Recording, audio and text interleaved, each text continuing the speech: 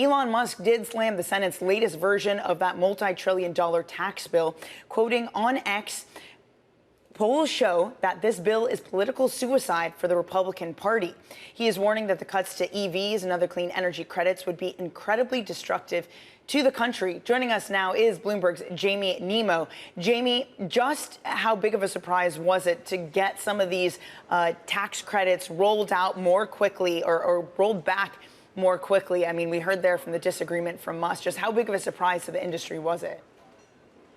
I don't think it was too much of a surprise, but it's certainly a big blow. I mean, EV demand everywhere is struggling at the moment, so the last thing they need is for the consumer incentives to disappear earlier than planned.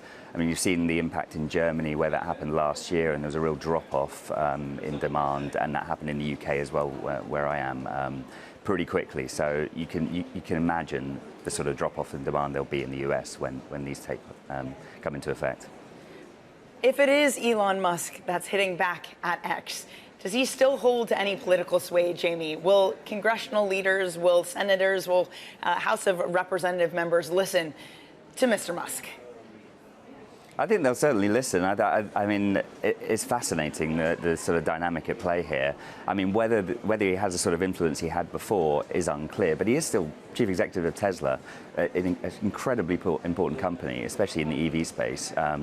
So what he says matters. Whether they listen or not is another matter, but he's probably correct in terms of demand and what might happen when it comes into play. What does it mean for this EV sector, Jamie, if we do see that demand drop off at a time where demand has already been challenged for EVs?